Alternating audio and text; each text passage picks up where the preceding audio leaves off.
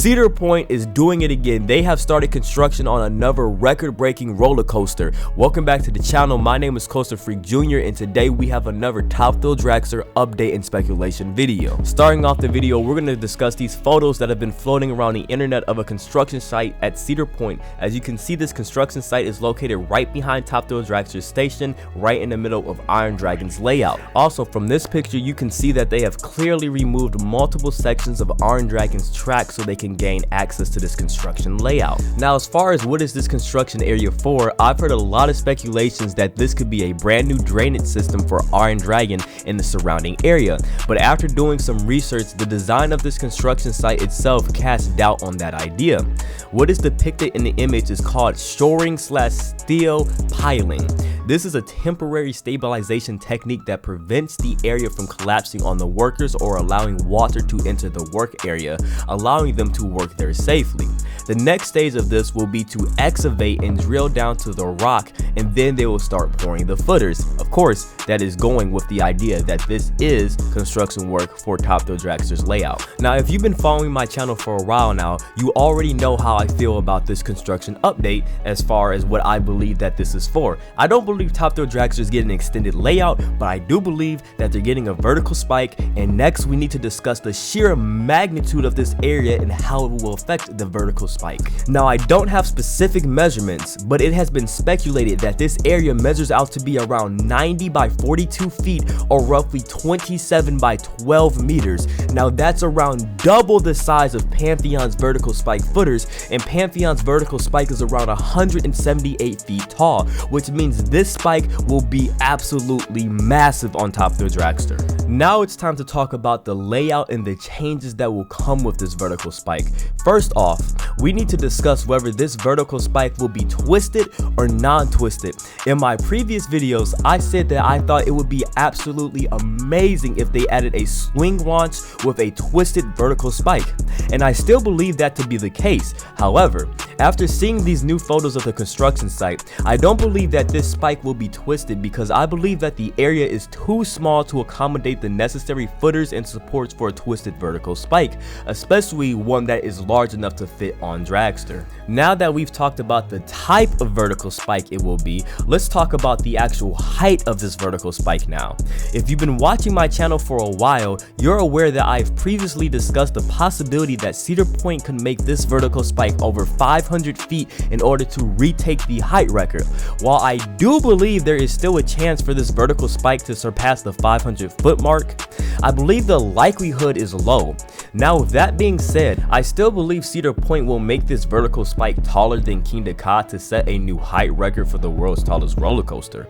I estimate that Cedar Point has a 70% chance of breaking the height record and a 30% chance of doing so at the 500-foot mark. We all know how much Cedar Point loves its records, therefore I have no doubts that they will use this vertical spike to set a new height record.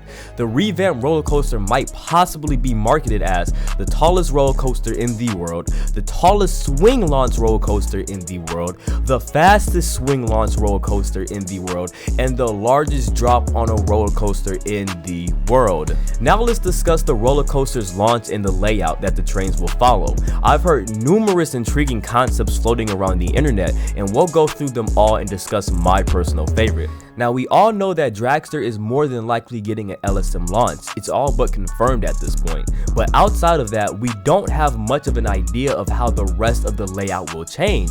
The first idea that I've heard floating around a lot is that the redesigned Dragster will launch off the opposite side of the station and travel up and over the top hat, and then travel up into the vertical spike forwards and travel back down the vertical spike, and then the ride would end. Now, this idea would completely change Dragster's launch from what we have been used to in the past, as this would put Dragster's launch on the opposite side of the station, away from the midway.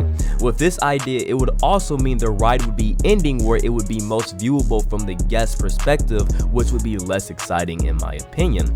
But I do love the idea of traveling backward down the vertical spike, as that would offer some insane negative G's.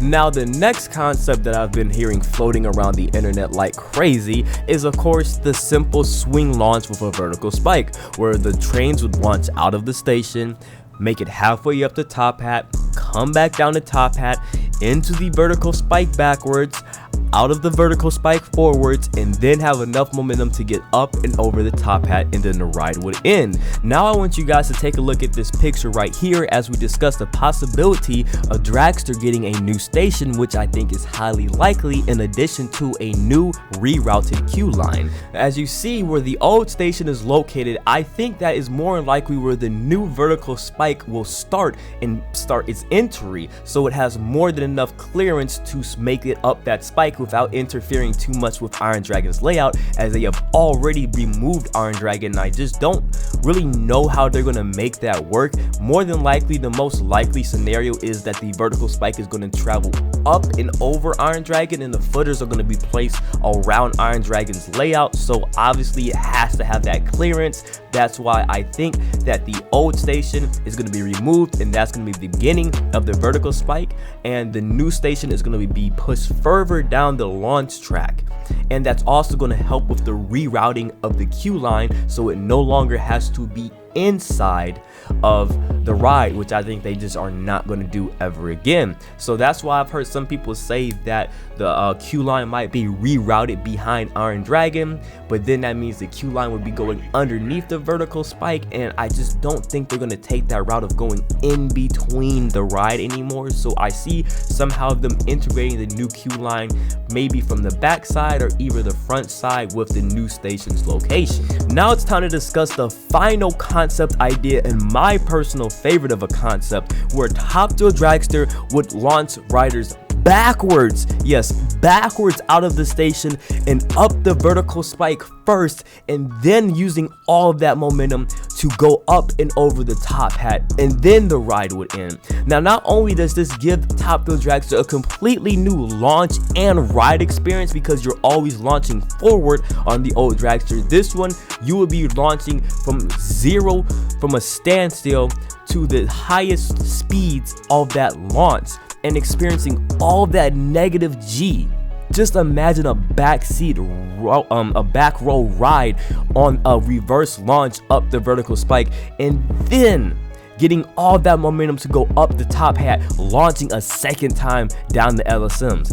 Now, as you see on the screen here, the new station would be pushed further down the launch track to accommodate enough space to launch in reverse, because you're going to need all of your momentum to go backwards up the vertical spike first. So again, the old station's location will be the beginning of the new vertical spike, and then the new station will be pushed further down the launch track, and again with a rerouted queue. Now, in this example, this could be possibly a little bit over exaggerated, if the new station would probably not have to be pushed that far depending on the height of the vertical spike. I personally, again, I don't think they're going to go 500 feet. There still is a possibility that they might, but I'm thinking somewhere around 470 feet, or even maybe just 1 foot taller than King Dakar. They could be petty, go 1 foot taller, get that height record, but I think if they're going to go for the height record, they're definitely going to beat it by at least 15-20 feet.